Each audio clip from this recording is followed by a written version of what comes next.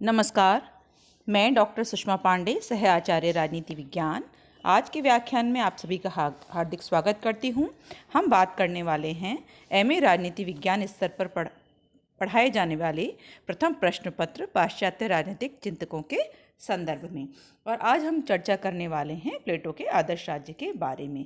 जहाँ तक प्लेटो के आदर्श राज्य का प्रश्न है, तो प्लेटो ने अपनी पुस्तक रिपब्लिक में अपने समस्त चिंतन का जो केंद्रीय विषय है वो आदर्श राज्य को ही माना है। और अपने इस आदर्श राज्य के भवन निर्माण के लिए उसने न्याय सिद्धांत को आधारशिला, शिक्षा योजना और साम्यवाद के सिद्धांत को आधार स्तंभ के रूप में प्रयोग किया है।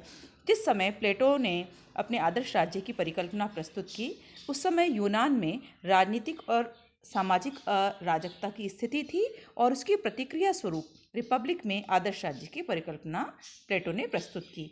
आदर्श राज्य के स्वरूप का निर्धारण कैसे हो, अगर इस पर विचार किया जाए, उससे पहले जरूरी है कि राज्य का स्वरूप कैसा होना चाहिए। तो तत्कालीन राजनीतिक व्यवस्था के दोषों और बुराइयों को देखकर आदर्श राज्य की कल्पना प्लेटो ने प्रस्तुत की है। अब हम चर्चा करेंगे कि प्लेटो का आदर्श राज्य जिसकी वह बात करता है उसकी मूल बातें क्या हैं। तो प्लेटो वास्तव में एक ऐसे आदर्श राज्य की कल्पना करता है जिसमें वह यह मानकर चलता है कि वह एक ऐसा शासन होगा जिसमें दार्शनिक राजाओं द्वारा शासन किया जाएगा। साथ ही साथ उस आदर्श राज्य में एक न्याय की व्यवस्था भी होगी। न्याय की व्यवस्था से तात्पर्य कि ऐसी योजना होगी जिसके माध्यम से सभी व्यक्ति अपने अपने कार्यों को करेंगे और ऐसा करते हुए कार्य विशेषीकरण और कार्य विभाजन की जो एक प्रक्रिया कार्य उसमें करेगी। इसके अलावा प्लेटो यह मानकर चलते हैं कि आदर्श राज्य में शिक्षा की व्यवस्था भी होनी चाहिए और शिक्षा के संदर्भ में वो कहते हैं कि शिक्षा जो होगी वो राज्य द्वारा दी जाएगी। इसमें स्त्री और पुरुषों के लिए एक ही प्रकार की शिक्षा होगी क्योंकि उनका मानना था कि शिक्षा का उद्देश्य शरीर और मस्तिष्क दोनों का विकास करना होता है और इससे एक उत्तम जो नागरिक हैं उनका निर्माण होता है। इसके अलावा अगली जो महत्वपूर्ण चीज़ जो प्लेटो आदर्श राज्य की विशेषता के रूप में हमारे सामने प्रस्तुत करते हैं वह है संपत्ति और परिवार के साम्यवाद की व्यवस्था।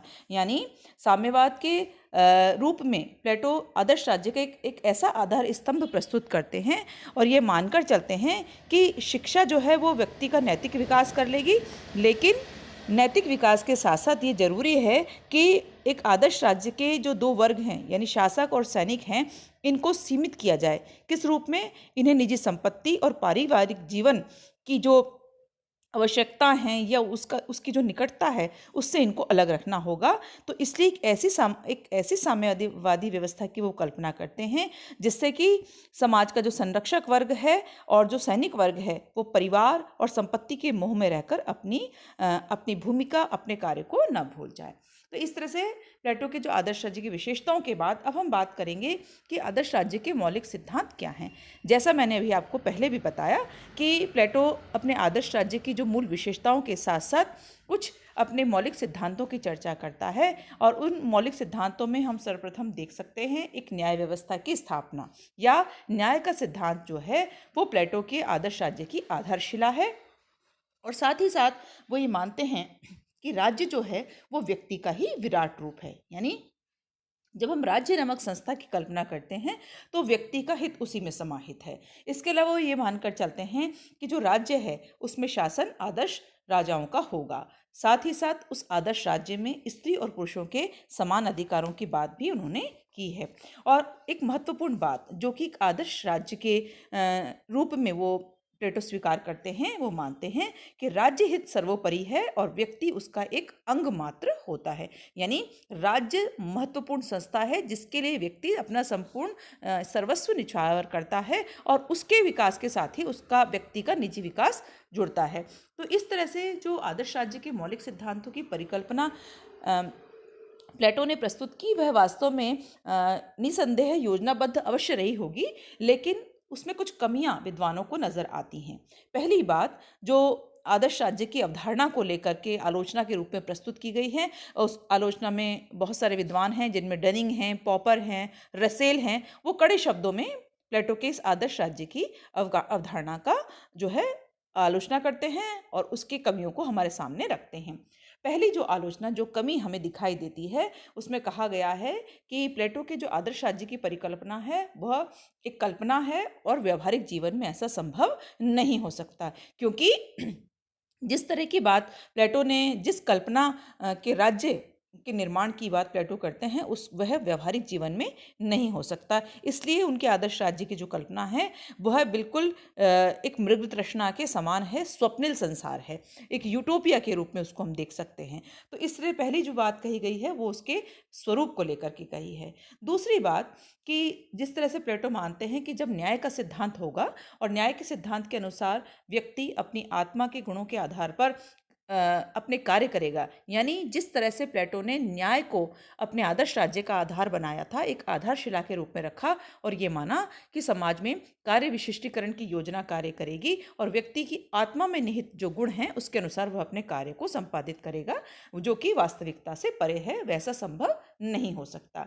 तीसरी अवहेलना यह कहकर की गई है कि उसने व्यक्ति स्वतंत्रता का निषेध किया है, यानी प्लेटो अपने आदर्श राज्य के व्यक्तियों को स्वतंत्रता प्रदान नहीं करता, बल्कि इतना नियंत्रणकारी है कि एक तरह से आदर्श राज्य सर्वाधिकारी राज्य की भांति प्रतीत होता है। तो इस तरह से मानवीय स्वतंत्रता की बात न करना, यह भी प्लेटो के आदर्श राज्य की एक कमी नजर आती है। अगली बात, जो उत्पादक वर्ग की उपेक्षा की गई है, यानी प्लेटो आदर्श राज्य की जो बात करता है उसमें उत्पादक वर्ग का कहीं भी कोई स्थान नहीं है, जबकि वास्तविकता यह होती है कि सामाजिक ढांचे में उत्पादक वर्ग की स्थिति बहुत महत्वपूर्ण होती है और अगर उत्पादक वर्ग की स्थिति उपेक्षित है तो राज्य के अस्तित्व की कल्पना संभव नहीं है और उसकी उपेक्षा से राज्य का अस्तित्व भी नहीं होगा। अगली बात, इसमें जो बात कही गई है, विवेक को ज़्यादा महत्व दिया गया है, यानी व्यक्ति की बुद्धि जिसमें विवेक है वही समाज का एक सही नागरिक है, जो कि कार्य विशिष्टीकरण या कार्य विशेषीकरण की पद्धति के अनुसार समाज के लिए कार्य करेगा और इस तरह से वो ये मानकर चलते हैं कि विवेकशील प्राणी का ही समाज में अस्तित्व संभव है। अगली बात की जो बात आलोचना के रूप में है कि साम्यवादी व्यवस्था मानव प्रकृति के विरुद्ध है, क्योंकि मानव की प्रकृति बहुत अलग होती है और वह उसकी प्रकृति के अनुरूप ही कार्य करता है, उससे अलग हट करके वह नियंत्रित तरीके से कार्य नहीं कर सकता। सबसे महत्वपूर्ण और एक अंतिम जो कड़ी आलोचना की गई है कि दार्शनिक राजा की जो निरंकुशता या जो असीमित सत्ता की बात प्लेटो करते हैं वह सही नहीं है, क्योंकि प्लेटो का जो आदर्श राज्य है उस पर न तो कानून है और न ही नियम है और इसमें पूरी जो सत्ता है वो दार्शनिकों को सौंप दी गई और जिसे कि किसी भी तरह से उचित नहीं बनाया जा सकता या उचित नहीं माना जा सकता, क्योंकि चाहे कितनी ही शिक्षा हो और लेकिन व्यक्ति जब अनियंत्रित सत्ता पा लेता है तो उसमें मानवीय स्वभाव के अनुरूप उसमें कहीं ना कहीं कमी या उसमें दोष आना स्वाभाविक है। तो इस तरह से प्लेटो के आदर्श राज्य की परिकल्पना के साथ उसकी आलोचनाएं भी जुड़ी हुई थी। मैं उम्मीद करती हूँ आज का यह व्याख्यान आपको समझ में आया होगा। अगले व्याख्यान में हम एक नए विषय, नए बिंदु के साथ आपके साथ पुनः जुड़ेंगे। तब तक सभी का धन्यवाद।